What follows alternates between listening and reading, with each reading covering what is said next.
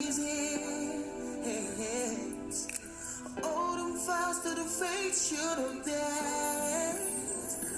I rule on earth. I win everywhere. Get us conquered from. Get us on it home.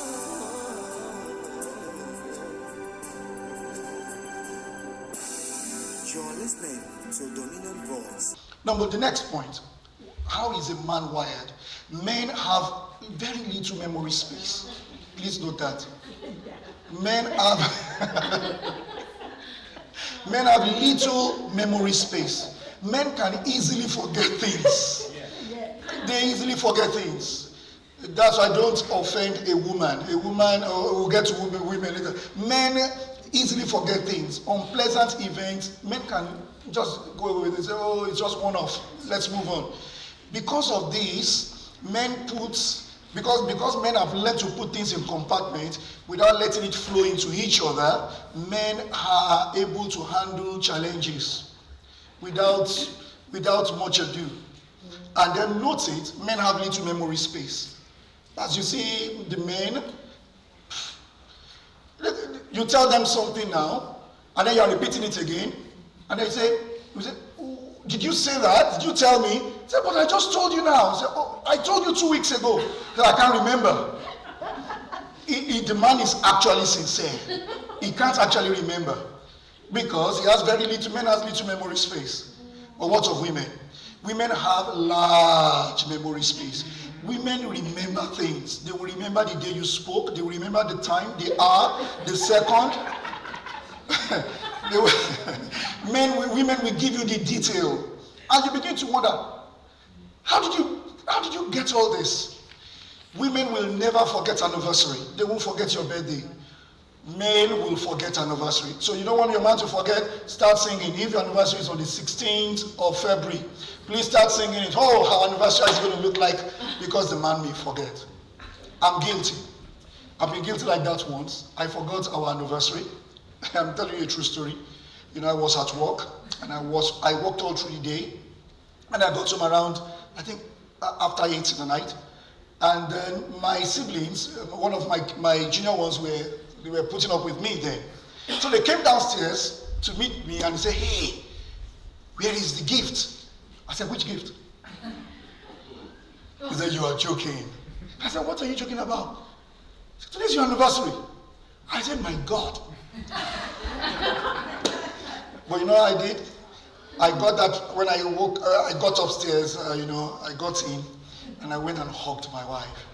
And my siblings were telling me, you don't mean it. You mean you forgot. I said, hey, leave myself and my wife. I'm the greatest gift I can give to a woman. This is me. I'm giving myself as a gift. And I just tried to play it down. When we now got into the room, my wife asked, you mean you really forgot? I said, I'm so sorry. I actually forgot. That is a man. It's not that we plan it. No. But it's just that women can keep events. They keep these events and they put things very well. They have large memory space. One similar event occurs, it brings some to their memories. Please don't insult a woman. Because women attach feelings to events. That is why they can remember very well. They attach feelings to events. You make a woman happy, the event that happened around that time, she attaches the feelings to it. Now, anytime that event comes up, say, oh, I remember. Have you heard the woman? This was where John proposed to me on his knees, because he has attached a feeling to that event. Ask a man, where did you propose to your wife with your kneeling down and giving her the ring? The man does not remember. They attach feelings to events. So that is why you have to be very, very careful. You may insult a man and a man will just put it off and move on. But a woman will always remember, as long as that similar event occurs. Again, are we together? I'm trying to move so that we can have time for questions. So we can have time for questions and people to expand further. Then, for men, their brain loves solitude, a state of rest. Now, please note this. For a man wants to be quiet. A man comes from work, a hard day's work. The way a man uneases, gets himself together, is that he wants to be quiet. He just wants to be quiet. Not willing to talk. Even if he has challenges in the office, he wants to sit down in a place, think over it, and then provide solution to it outside him. Outside him.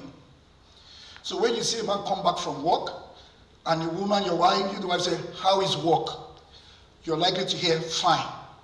How is work? Fine. The woman wants to know the details. As far as man is concerned, it's fine. That's the full answer. And he means it. But for a woman's brain, when a woman's brain wants to go to rest, it is active.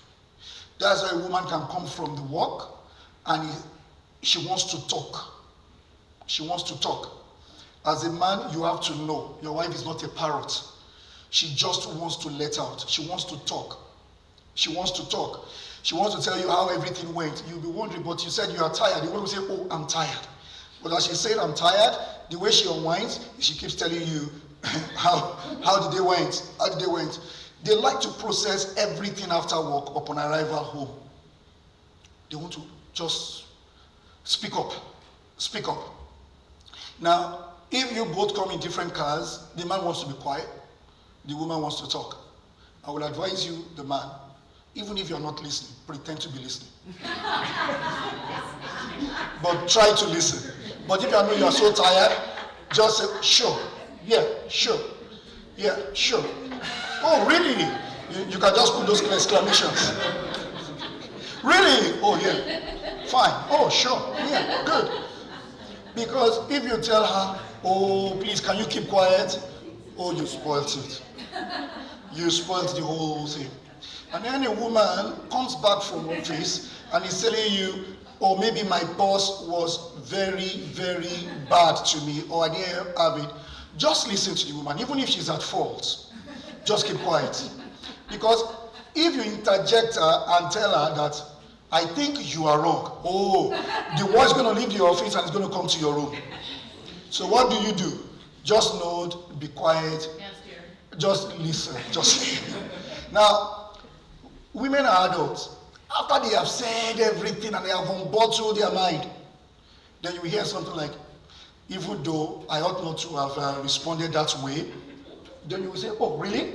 So, even I ought not have, but I had to give it to him. I had to give it to him. Now, you have not told her what she did was wrong. She herself unbottled, unwind, and then she knows, women know exactly, she knows where she has missed it. So it is not for you to be the chief judge of that case. You just listen, because she's still unwinding. She's still pointing out. She's still pointing out. And women, they talk on issues. And sometimes they mix personalities with issues. Now, there is a difference between personality and issue. Okay, let me give a practical example. Assuming I go to my son's school and I've been told that my son possibly missed class. I mean, maybe assuming he missed class, and I go to school and say, why did you miss class and all? And assuming I have somebody who is a family friend and says, you missed class, and I know you. You are Tino and Lanre's child. Because I know your parents, I will give you more punishment than the others. No. That's not right. Because you are now mixing, the issue is he has missed class. Give the adequate punishment you will give to other people. Don't mix personality with issue. Because at the end of the day, you bring a beast out of that child. He becomes more rebellious. Did we get what I'm trying to say? So don't mix personalities with issues. And it is very, very important. Women tend to mix it at times. And they tell you, well, I don't like that person or this. But you say, let's look at the issue. It's because possibly you may be a bit biased. don't you think that it's been colored a bit? He said, don't you think that it's been colored? I said, no, it's not colored. I had a story of some time of a woman who would stay by the glass, stay in her room, and look through the glass to look at her neighbor. The neighbor is always spreading the clothes outside. So the woman would say every time, this neighbor does not know how to wash. She can't even wash clean. She look at that white. It's not so white. It's a bit colored. It's a bit tinted. And the woman has always been saying it every time. She felt like, I feel like just go to this neighbor and tell her she can use this bleach to wash her white. So one of the days, it was a weekend, the woman went shopping. The man now went and cleaned the glass. So the woman came back and said, wow, she finally got it. She's washing white. The man said, no, I cleaned the glass. I cleaned the windows. So all the while, there were dust on the window. So when the woman is looking, she's not seeing the brightness of the white that the neighbor washed. But the husband now came back and cleaned the window. So she came back and looked and said, oh yes, finally she got out to wash white. What changed? Perception. That's just a perception. I mean, so women, at times, they could have it, but it may not be all the time, but it does happen. So men, we must be able to look at it. And then women love to internalize problems when they want to, before solving it.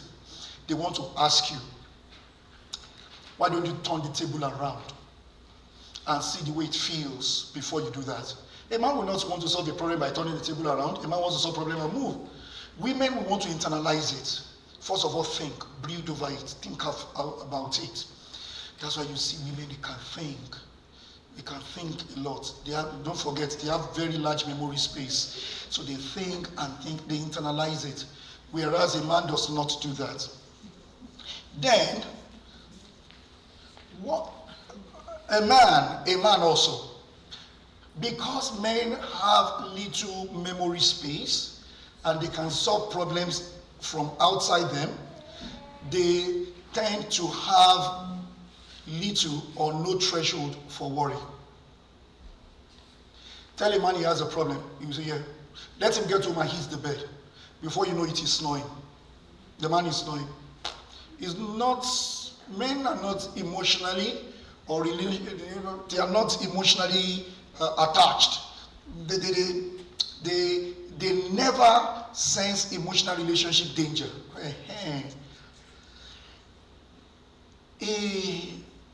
A woman may look at a woman may look at another lady from afar and see the way she's smiling and tells the man, be careful.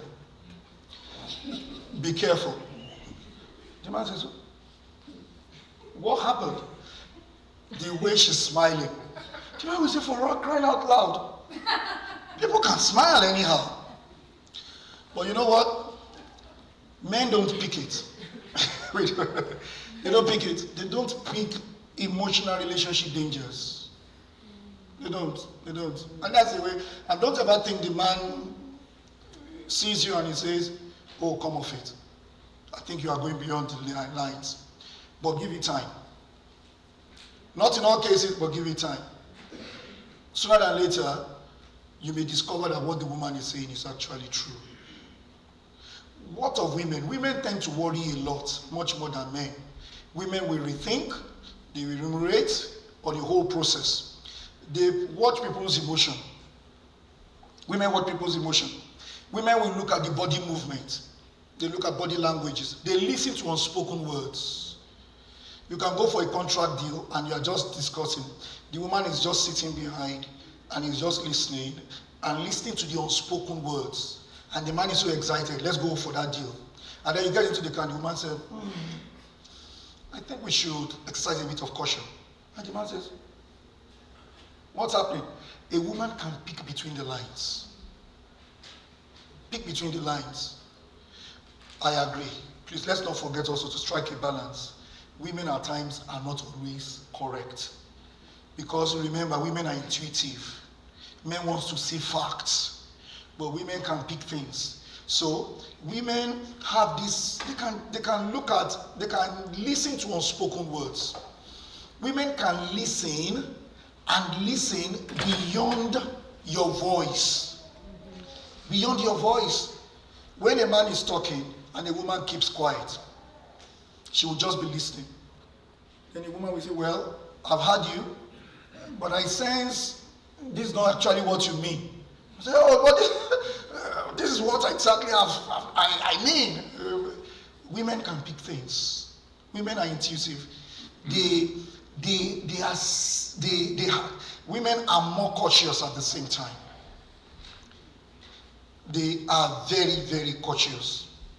In every discussion, they listen. They listen beyond. They are very cautious. They have emotional sense. Men, because we are very factual, our emotional sense is a bit low. But women have high emotional sense. They know. So that is why in marriage, when we come together, we must not just discard this strength. God is the one that placed this strength in men and placed this strength in women. So it's very important. Women are more cautious. They can sense relationship danger, while men don't see it. Hence, men should be patient. Husbands, we need to be patient with our wives. We need to be very, very, very patient with our wives. And wives, we also must understand the makeup of man. Now, having said this, there are so many of them, but having said these major ones, if we will keep it, we would realize that we will have less friction in our homes. We will have less friction. Don't say your wife is a talkative. No. Someone will say, no, I'm not saying she's a talkative, but she's just active in talking. Whichever way you say it, listen to her. She's active in talking, yes, listen to her. Then let me quickly run through this. I have just about 6 more minutes. Let me quickly run through this now. What are the rules to live by so that we can have a home that is without fiction? Number one, please let us stay in the Word. If you don't study the Bible, please, I will advise you, take the Bible and study. There are principles. The Bible is full of instructions on how to live, on how to deal with our spouse. There are tons and tons of them.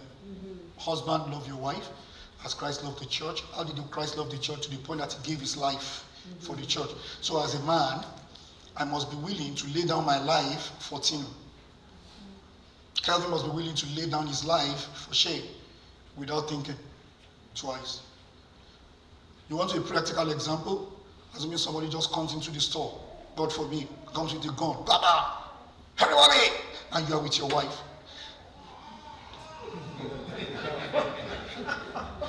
And you know men could be faster. And then you go into hiding before your wife. No, you must first of all look for the protection of your wife. I know, impulse will tell you that, hey, run for cover. You must first of all look for the protection of your wife and your family before you think of your own protection. Stay in the Word, love your wife. And then wife also, the Bible says, be submissive to your own husband. It is not when your wife loves you, your husband loves you, that you should submit. And husband also, don't make it conditional that until she submits, I'm not going to love. That's the basic, that's the key principle. That's why we talk of biblical relationship. Yes. Biblical. Number two, quickly, for husband and wife, please don't bring up past arguments. Don't criticize each other. Don't bring up past arguments. You have sought out an issue in time past. Don't bring it up again. You know, this very thing you did the other time, you did it in 2005 when we first got engaged. And I remember you did it again in 2008, October, precisely 16th of October, 5 p.m. in front of the parliamentary building. The man says, my goodness. Don't bring up past arguments. And husbands too, don't bring up past arguments.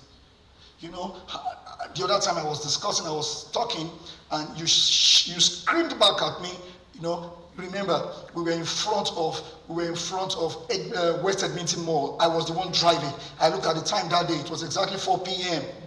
No, don't bring up past arguments. We must learn to forgive. You know the way God wants us to forgive? Forgive in such a way that you cannot recall. I'm not saying it will be deleted from your memory, but it may be in your memory, but it does not carry the weight. It is deactivated. It is deactivated.